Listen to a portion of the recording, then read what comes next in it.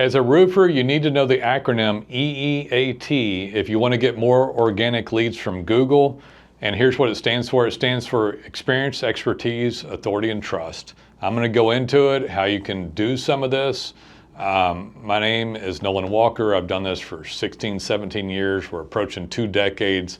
You know, we used to have acronyms on things called NAP, name, address, phone number, and it was a much more simplistic time. You throw up a website, even if you spam it or if you leave it, you get some reviews, somebody slams some links in out of India, that kind of thing, and you're done. And you show up in ranking, you kind of trick them, you throw in some blogs and some city pages, and the whole thing's like this big aha, we fooled Google, we fooled them, and we're up in ranking.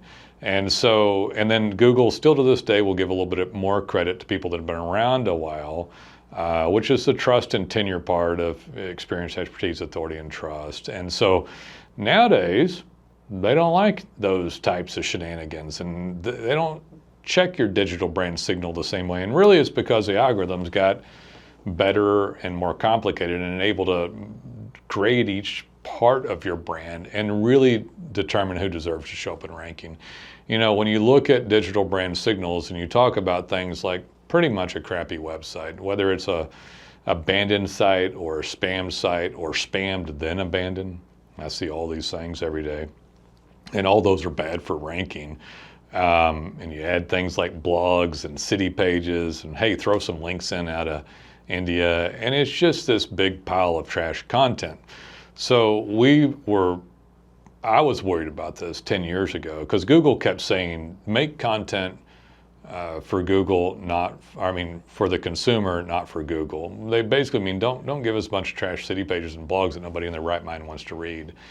And at the time, the algorithm did not have the ability to judge those things that well. So they verbally said, please don't do this. But when you did some of these things, it worked and you moved up in rankings. So people continue to do blogs. To this day, people still do blogs, and I'll talk about that a little more in a second. But as they did this, they'd show up in ranking. Algorithm gets much more robust, able to check all components of a brand. Their website, their Google account, reviews, social media, mentions of the company, inbound links, and they can check it all better now. Say, is this quality? If we show this on Google, are the users going to have a good experience? And as this has occurred, a lot of you guys have gone down in ranking, and you don't want to believe it, but all you've ever done, for the most part, is given them a bad website and a poor quality effort.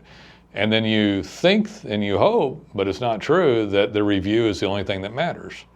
That if I put up a website and get reviews, I'll show up in ranking. Well, that maybe was the case years ago, but now Google's algorithm can check all components of brands and then grade all these things and then determine who really deserves to show up in ranking. And when you have all this other crud or lack of anything, then you start to not show up. And it's happened to a lot of y'all in the last several years, because those things just don't work, and it's very difficult to find a digital marketing agency and a professional partner like Roofing, Webmasters, and DataPins to help you. And so what needs to be done? You need to have a great website that doesn't violate Google Webmaster guidelines. It needs to be a really good user experience so that the user of Google that goes to your website has a good experience so that they're a good search engine.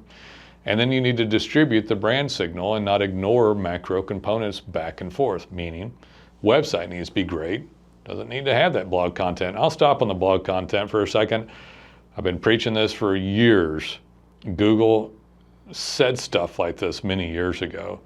Then years after that, about 3.5 years ago, launched the helpful content update before ChatGPT was launched and began to penalize this stuff more, but didn't say another peep about it. They don't tell us how to optimize for their algorithm. They tell us some stuff to do and not to do, but they don't say exact blueprint of how to game Google's search algorithm. So there's not a lot of information, but they do have Google Webmaster guidelines, and every once in a while, if they say something, you had better listen at that point in time. So about a week ago, they released something they talked about commodity content.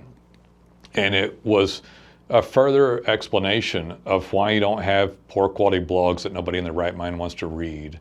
And city pages, they called it commodity content. And I'm very thankful that they said something, because I'm sick of listening to people because they misunderstand this. So like, Nolan, you're wrong because Joe's Roofing Company shows up in the Pack 3 and he has blogs.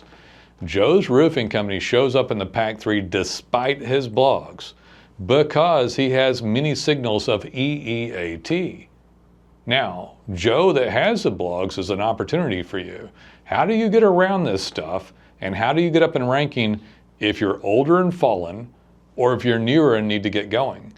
A lot of the fallen guys are going to whimper out of business and leave the pasture, not have a good time, stumble down.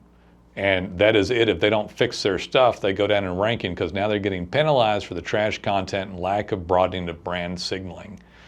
A new guy not only needs to have great stuff, they need the best stuff so that they can make up for this. And then they need a way to signal regularly to accelerate EEAT, experience, expertise, authority, and trust. DataPins allows you to tag every roof you're on, every single one, every estimate, every job, geo-coordinates wrapped in schema, words redone with AI, unique photos, they count as unique content, by the way, and a video. And by the way, this takes like 60 to 90 seconds. You'll get addicted to them because it's the only way to get this kind of content out that is within Google Webmaster Guidelines and helpful content. And then what do we do with it? 60, 90 seconds, tag a few photos of the job, little video, working on this GAF HDZ Timberline shingle. And then if you did the job, client phone number, so we can text them, links. If you didn't, leave it off. And then boom, pin. It's tied into your website and your Google map and your Facebook account and to YouTube, and whoomp, really good content distributed amongst your brand's properties, the website, social media, the map. And now you're signaling properly and adding content in a helpful way without violating stuff. Guys, that's helpful content. So the blog is horrible content. This is very helpful content and we'll add more. And then you're popping up all over town. Your brand signals increase by thousands of %. What else are you going to do that? So we conceptualized and built this back when we heard this stuff 10 years ago. And so if you would just do this, you would matriculate up through rankings.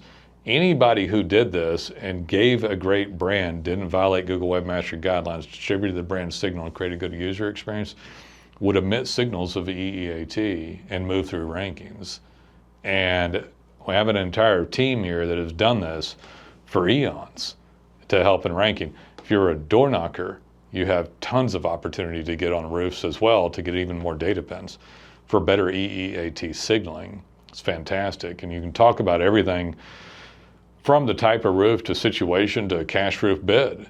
And then you're signaling everything that's occurring. And some of these things that go on through the DataPin get or coincide with user search. Like, hey, I'm looking for a cash roof bid, or I have a problem with my certainty shingles, or I'm looking for a Brava barrel tile. Do you have any evidence you've done one? Because I don't want to pay $2,500 a square and not see any. Well, now you see all this. Do you see why this content's better?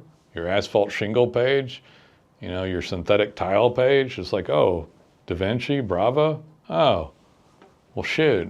If I want to pay somebody that much money, this guy looks good. Google sees it and shows it. This is the only guy talking about Brava online or this or that. And then you actually have evidence.